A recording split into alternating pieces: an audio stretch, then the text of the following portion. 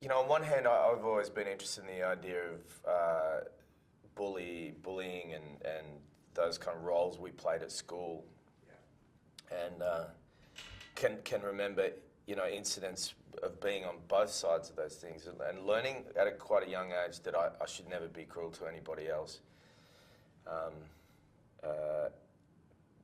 Because of how it makes you feel when it happens to you. But so interested in that general subject matter, but I got excited about making a movie or writing a script about it when I thought, how do those roles affect people through the rest of their life? And rather than tell a story that was set in a high school or whatever, to write a story that was set with people my age and using that concept of what would it be like to run into the person that you treated very badly when you're at school, or on the flip side of that, what would it be like to run into the person who bullied you?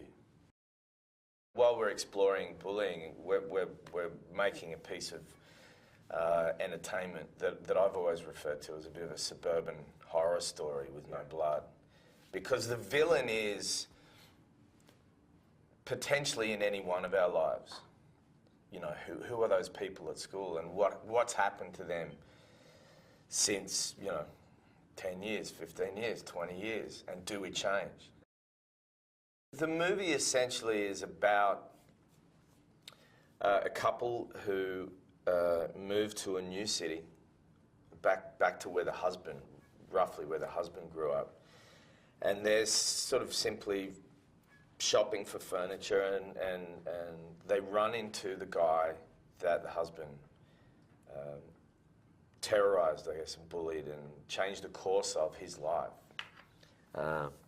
25 years earlier. That guy, I played this guy in the movie, he starts to want to befriend this couple. And it's about this dynamic that occurred 25 years ago that's remained dormant, comes to the surface. The husband, too ashamed to own his past, keeps it very buried and tells a lot of lies. And so while the story is about these two men, the person at the centre of the story is the wife. The character's name is Robin, and she is learning the truth about the person that she thinks she knows so well, which is the other big thing the movie is about. It's like, who are those people that we know? How well do we know them? And do we have a right to go digging in their past? And as the story progresses, the victim of this, you know, incident 25 years ago, through his attempts to befriend them, gets rejected by the couple. He's been sending them a series of gifts, and the gifts become more and more kind of telling and sinister, and this couple start to fall apart, and things get a little bit terrifying.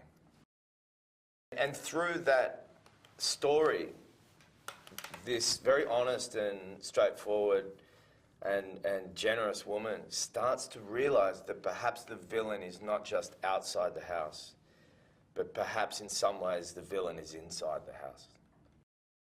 I wanted someone who would enter, that the audience could sort of enter the story with and go, he's a good guy. He's a really good guy and I trust him, and I'm really worried for him and I hope he wins. And then turn him throughout the movie into the same character, but just to have a different understanding of him, so that this incredible darkness comes out, and then we start to see a character who we don't want to win, but we realise that he really wants to win, and that if he's not going to win, he's going to do some pretty bad things himself. And so having Jason was very exciting, very important to the movie, and he's done such an amazing job.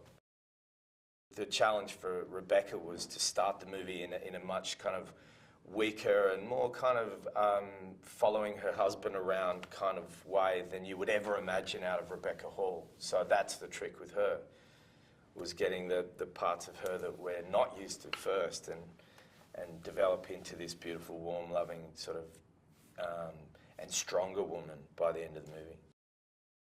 And then I thought, well, I should just direct it and I'll throw playing the character away. And as I got closer, I kept dancing with the idea of getting rid of myself as the acting part of it and just concentrate. And then, secretly I think the initial idea of wanting to play that character kind of was a little bit dominant. And when I realised I'd only have to do a small portion of the shoot as that character, it seemed more manageable to me. So I convinced myself that it was going to be okay. I can't tell you that along the way I was like, I wish I just had got someone else. But I'm proud of having done it now. And, in respect to my brother, who's someone I really admire and love as a director and a person who had made movies before, who I knew going into it was going to be there on set on the days where I was in front of the camera, to give me that feedback, and that made me feel safe enough to do it.